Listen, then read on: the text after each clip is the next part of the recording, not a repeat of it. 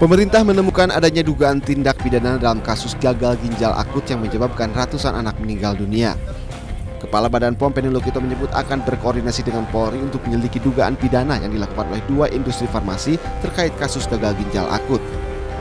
Penting juga dalam proses ini kami sudah mendapatkan 2 industri farmasi yang akan kami tindak lanjuti menjadi pidana, ya. Jadi Kedeputian 4 yaitu Kedeputian Bidang Penindakan dari Badan POM sudah kami tugaskan untuk masuk ke industri farmasi tersebut, bekerja sama dengan kepolisian dalam hal ini, dan akan segera melakukan penyidikan untuk menuju pada pidana, ya, perkara pidana dalam hal ini.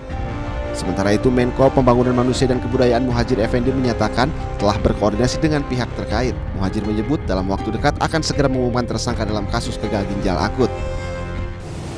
Iya, itu salah satu. Kemudian yang kedua juga sudah melakukan pengusutan yang dilakukan oleh Pak Kapolri, dan saat kurang tahu tadi apa sudah diumumkan atau belum. Dalam waktu dekat akan ada yang sudah ditetapkan sebagai tersangka dalam kasus ini. Sama dengan BPOM untuk menelisik lebih jauh, ya tadi itu akan ditelisik mulai dari paling hulu, yaitu asal muasal dari bahan baku ini, karena bahan baku ini kan penggunaannya spektrumnya luas sekali, mulai dari untuk bahan cat, untuk kosmetik, bahkan untuk fiberglass, dan yang paling sekarang menjadi perhatian kita adalah zat ini digunakan untuk pelarut kandungan obat yang kemudian bisa dalam bentuk sirup itu.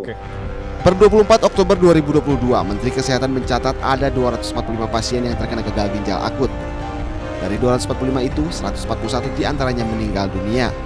Kasus gagal ginjal akut ini diduga dipicu oleh obat sirup yang mengandung etilen glikol atau EG dan etilen glikol DEG melebihi ambang batas normal. Sebagai langkah kewaspadaan, Kemenkes telah menginstruksikan agar apotek maupun tenaga kesehatan tidak menjual atau meresepkan obat bebas dalam bentuk cair atau sirup ke masyarakat. Tim Liputan iNews melaporkan.